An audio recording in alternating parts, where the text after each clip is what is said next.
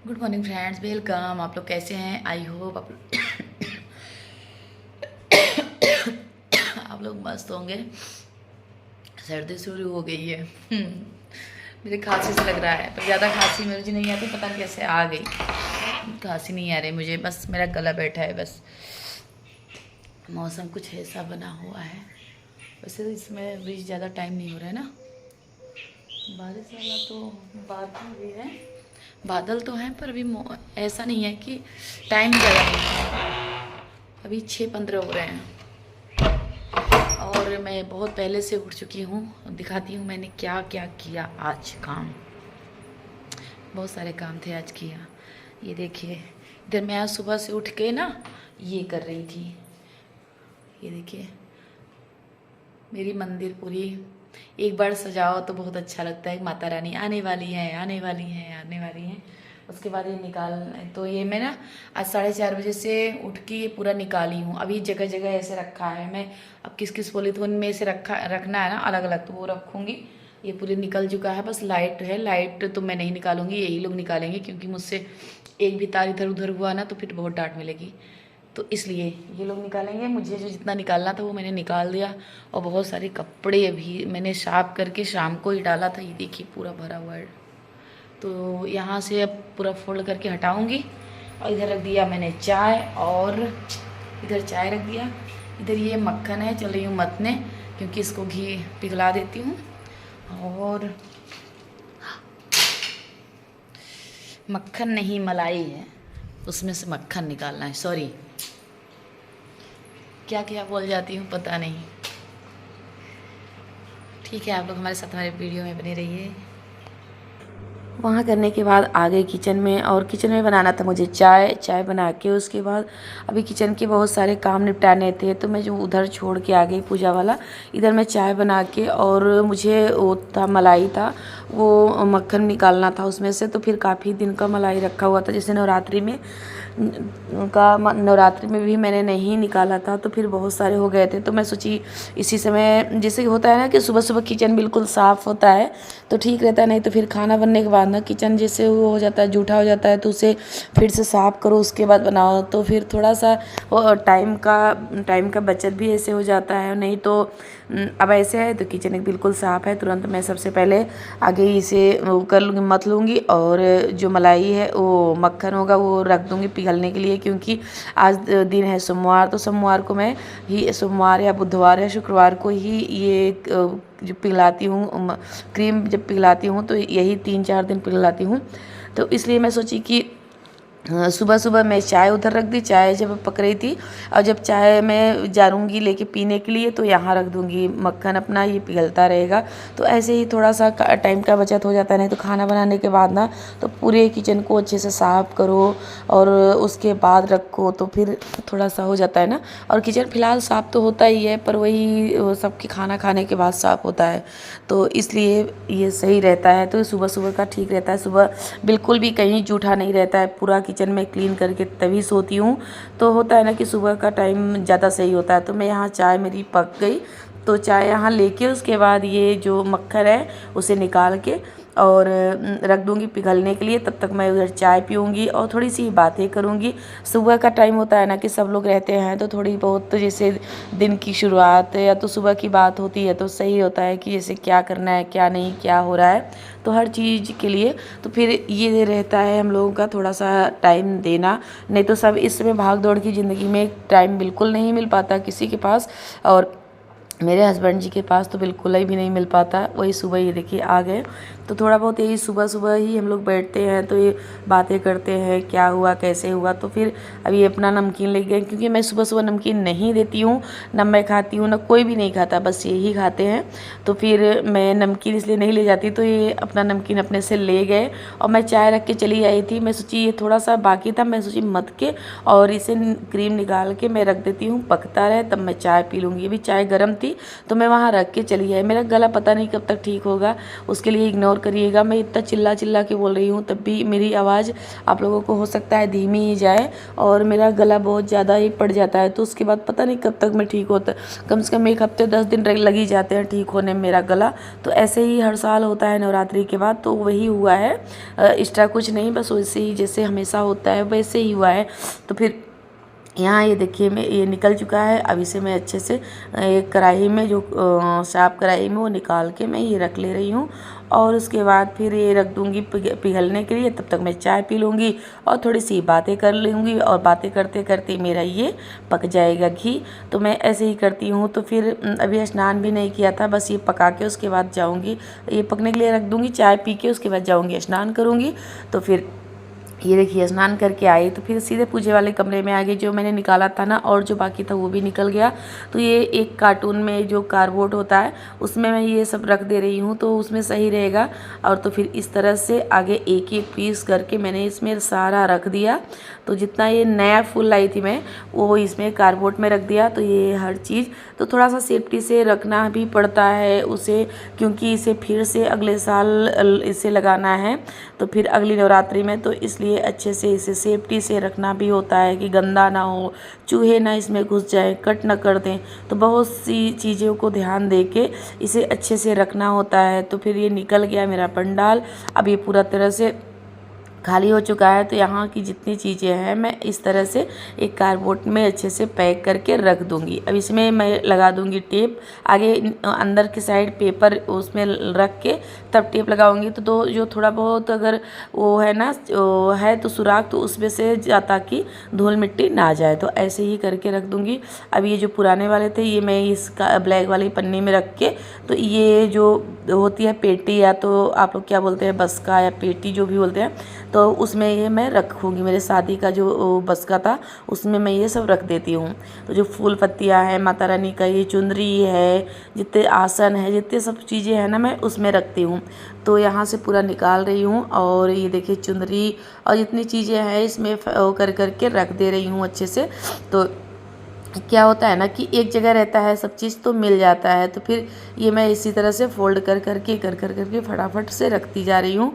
तो जल्दी से काम हो जा रहा है। और क्योंकि मुझे कहीं जाना भी था तो मैं सोच रही थी ये सब कर लूँ उसके बाद, और मुझे जाना था मार्केट और कुछ सामान करवा चौथ के लिए ख़रीदारी करनी थी, तो इसलिए मैं जा रही हूँ मार्केट। पूरा काम करके सब कुछ करके निकल दी मार्केट लिए। मुझे कुछ सामान लेना था, वो भी बच्चों के लिए भी और कुछ अपने लिए। कुछ करवा चौथ की मार्केटिंग करना था, करवा चौथ की मार्केटिंग भी करना था और बच्चों का इसमें ड्रेस वगैरह सब ख़राब हुए थे वो करना था।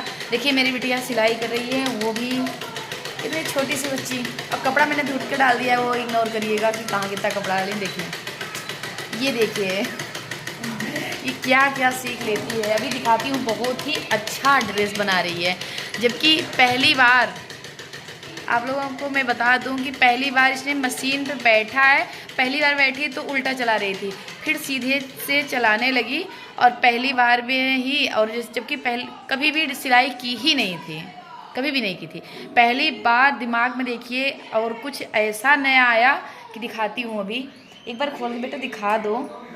ड्रेस इतना अच्छा डिजाइनर गाउन बनाई है कि क्या ही बताऊँ। मुझे तो बहुत देख के अच्छा लगा कि जैसे जितनी छोटी सी बच्ची है और पहली बार सिलाई पे बैठी, सिलाई मशीन पे पहली बार मैंने देखा है। और यही सही है कि पहली बार बैठी और कल तो आगे मशीन चलाना सीखी है। और उसके बाद ये देखिए अपने से मैंने इसमें एक भी चीज़ नहीं, मैंने ना बताया भी नहीं है। और तो छोड़ो काटने का तो छोड़ो, बताया भी नहीं मैंने, अपने से पूरा बनाया है इसने। गाउन बहुत ही अच्छा, मुझे तो अच्छा लगा कि इतनी छोटी सी बच्ची इतना प्यारा बना ली। एक बार पहन के दिखा दो, एक बार पहन के दिखा दो तब सबको समझ में आएगा। एक बार पहन लो बाद में। अच्छा ऐसे दिखा दो खड़ी होके, ये बहुत ही प्यारा अभी दिखाती हूँ। देखिए ऐसे से इसे दिखा दो, ऐसे इस तरह से इधर ऐसे करके, ये देखिए पूरे। और बहुत ही आस्तीन, देखिए आगे आस्तीन, मुझे ये बहुत अच्छा लगा। ये ऐसे करके ऐसे दिखाओ, ये देखिए अभी पहन दिखाएगी तो दिखाती हूँ। पहनी थी अभी, बहुत ही अच्छा लग रहा था मुझे बहुत। इसमें सिर्फ चैन बाकी है लगाना, नहीं तो मुझे बहुत प्यारा लगा उनके। देखिए, और मेरे ये क्या था पता है, कपड़ा आगे तो मैं ये मुझसे कपड़ा मांग रही थी, मैं सोची ख़राब कर देगी, जब ये अभी मशीन नहीं चलाना जानती तो कैसे सिल लेगी, मुझे ये था डाउट। तो मैंने कहा कि आगे मेरा बेटा साड़ी लेके साड़ी पे सीखो, तब उसके बाद जितना कपड़ा बोलोगी मैं ला के रख दूंगी और सिलाई करो। मतलब सिलाई नहीं, आज जो 2-3 दिन की दशहरा था ना, दशहरा की छुट्टी थी, तो क्योंकि इन लोगों का पेपर हो गया, तो बच्चे जानते हैं क्या बोलते हैं, पेपर हो गया तो मम्मा क्या पढूं क्या याद करूं, तो ये था। तो काफ़ी ऐसे ही जैसे मेरा काम है वैसे मेरी बिटिया का काम है कि फालतू हम लोग एक दिन भी गंवाना नहीं चाहते। और मुझे यही अच्छा लगता है कि कम से कम बच्चों में भी एक खूबी है कि पेपर हो गया है और इसमें स्कूल है बंद, तो 2-3 दिन की छुट्टी थी ना, तो ये उसमें कुछ ना कुछ अपना कर रही है, तो ये बहुत ही अच्छी बात है। और कुछ लोग ये सोचेंगे कि अरे पढ़ाई अभी ज़रूरी है, सिलाई करना क्या ज़रूरी है, तो सिलाई ऐसे नहीं करती मेरी बिटिया, इतनी समझदार है, पढ़ाई करती है। जैसे 3-4 दिन टाइम था ना, तो उसमें वो गंवाई नहीं, अपना कुछ न कुछ सीख रही है, बहुत ही अच्छी बात है, बहुत ही अच्छी बात है। जो लोग आलस करते हैं ना उनके लिए तो बहुत ही पते की बात है। जो लोग सिर्फ फ़ोन खाना बनाए और फ़ोन से बात की और सोए आराम से, उनके लिए तो बहुत ही सीख वाली बात है कि आप लोग भी उठिए, कुछ करिए, कुछ कामयाबी अपना हासिल करिए, अपने सपने को साकार करिए। ये नहीं कि बस सो के गुजार दिए, ऐसा नहीं है। जीवन मिला है, जीवन बस 60 साल की जीवन है, उसमें तो 30 साल हम लोगों की बचपना, 20 साल तो बचपना में गुजार देते हैं कि अरे अभी हमारी क्या उम्र है, खाने पहनने की है।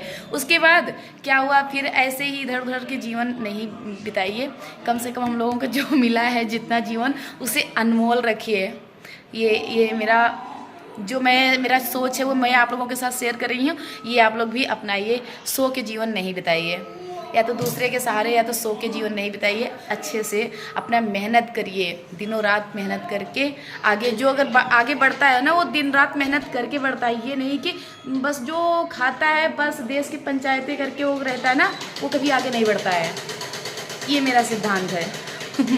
और मैं उसमें कामयाबी माता रानी ने मुझे दिया, पर मैं अपने से बहुत ही मेहनत किया है, तब माता रानी जो दे रही है ना, जो सपने मेरे साकार कर रही है ना, उसमें मैंने खुशियाँ भरी हैं, तब सपने साकार हो रहे हैं।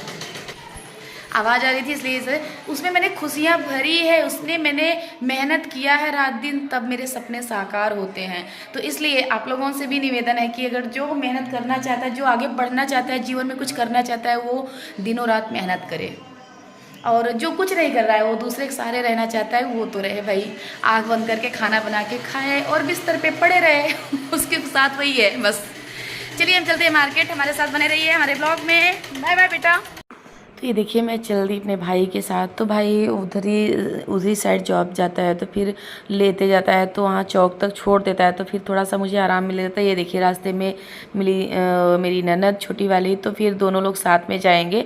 तो होता है ना कि चौक जैसे मार्केट जाना तो अकेले की बस की बात नहीं है, तो क्योंकि बहुत भीड़ भाड़ का एरिया होता है, और मैं देखी तो पूरी जगह हूँ, पर मुझे अकेले घुटन होती है, मैं अकेले कहीं भी मार्केट नहीं जा सकती हूँ।